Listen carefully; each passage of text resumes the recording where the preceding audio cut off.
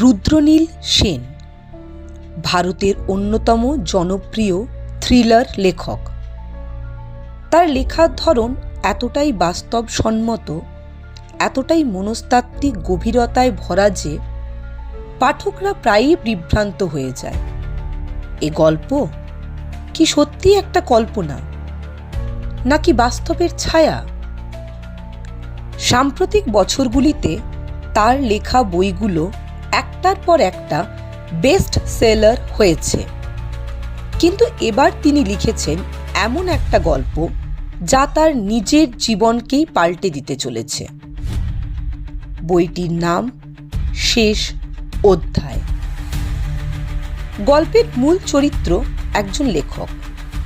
সে নিজের নতুন উপন্যাসে একটার পর একটা চরিত্র হত্যা করতে থাকে। গল্পের শেষে সে বুঝতে পারে যাদের সে বইয়ের পাতায় মেরে ফেলেছে তারা বাস্তবেও মরে যাচ্ছে। এই গল্প লেখার সময় থেকেই রুদ্রনীল অনুভব করছিলেন যেন কিছু একটা ঠিক নেই, যেন কিছু একটা তার অবচেতন মনে ধীরে ধীরে রূপ নিচ্ছে, বেড়ে উঠছে, কুণ্ডলি পাকাচ্ছে। কিন্তু তিনি এসব পাত্তা দেননি, কারণ লেখকের মন সবসময়ই তো একটু অদ্ভুত হয়, তাই না? বইটি প্রকাশের আগেই একের পর এক রহস্যময় ঘটনা ঘটতে শুরু করল।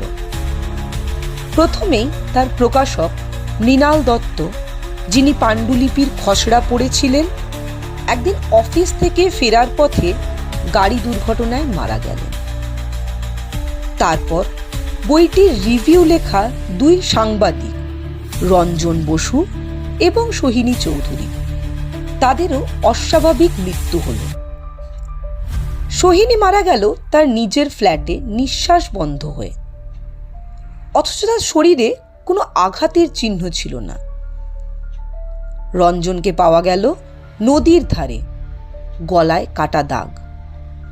মিডিয়া তোলপাড় করে দিল শেষ অধ্যায় বইটি অভিশপ্ত।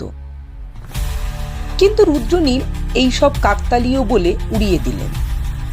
তার যুক্তিবাদী মন ভূত, প্রেত, অভিশাপ এইসব মানত না। কিন্তু তিনি যা জানতেন না, ভয়ঙ্কর সত্য খুব কাছেই অপেক্ষা করছিল। বই প্রকাশের 1 মাস পর এক রাতে হঠাৎ ঘুম ভেঙে গেল রুদ্রনীলের।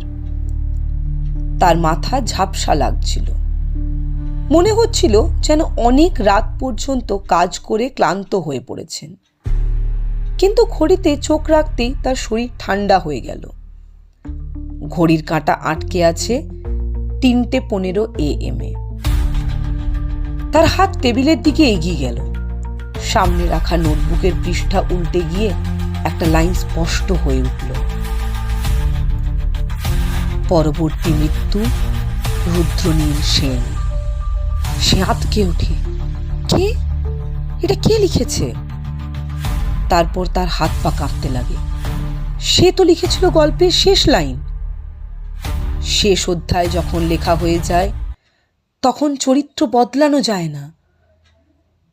কিন্তু এই নতুন লাইনটা, এটা কি সে লিখেছে, নাকি কেউ তার হয়ে লিখে গেছে? রুদ্রনীল আঁতকে নিজের ডেস্কের পাশের আয়নার দিকে তাকালো।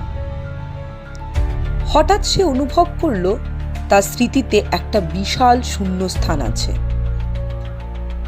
তার চোখের সামনে একটার পর একটা দৃশ্য ভেসে উঠতে লাগলো। মৃণাল দত্ত গাড়ি দুর্ঘটনা? না, সেটা দুর্ঘটনা ছিল না। সে নিজে গোপনে তার গাড়ির ব্রেক কেটে দিয়েছে। সোহিনীর নিঃশ্বাস বন্ধ হয়ে যাওয়া? না, সে নিজে তার মুখ চেপে ধরেছিল। রঞ্জনের গলায় কাটা দাগ? না, সে ব্লেড তার নিজের হাতেই ছিল। সে নিজেই এই হত্যাগুলো করেছে, কিন্তু সে তো জানতই না। সে বুঝতে পারল এই বই লেখার সময় থেকেই সে এক ধরনের মানসিক রোগে ভুগছিল, ডিসোসিয়েটিভ আইডেন্টিটি ডিসঅর্ডার। তার দ্বৈত সত্তা তৈরি হয়েছিল, আর সে নিজেই বুঝতে পারেনি কখন সে লেখক থেকে একজন সিরিয়াল কিলারে পরিণত হয়েছে। তার অবচেতন মন বইয়ের গল্পর মতোই খুন করছিল। শেষ অধ্যায় বইটি আসলে কোনো অভিশপ্ত বই ছিল না। শেষ অধ্যায় বইটি ছিল তার নিজের জীবন। রুদ্রনীল প্রচন্ড ভয় পেয়ে গেল। না, এটা সত্যি না, এটা একটা ভুল। সে আয়নার দিকে ছুটতে গেল। আয়নায় নিজের প্রতিবিম্ব দেখল, আর তখন সে বুঝতে পারল তার হাতে একটা রক্ত মাখা ছুরি ধরা। না না, এটা আমি করিনি। কিন্তু তার মস্তিষ্কের গভীরে চাপা পড়ে থাকা সেই দ্বিতীয় রুদ্রনীল হাসছিল। তার মাথার ভেতর কেবল একটাই লাইন প্রতিধ্বনিত হচ্ছিল, শেষ অধ্যায় যখন লেখা হয়ে যায় তখন চরিত্র বদলানো যায় না। পরদিন সকালে রুদ্রনীল সেনের মৃতদেহ পাওয়া গেল তার নিজের স্টাডি রুমে। তার পাশে খোলা ছিল তার নিজের লেখা শেষ অধ্যায় বইটা, আর শেষ পৃষ্ঠায় লেখা ছিল, লেখক শেষ, গল্প নয়।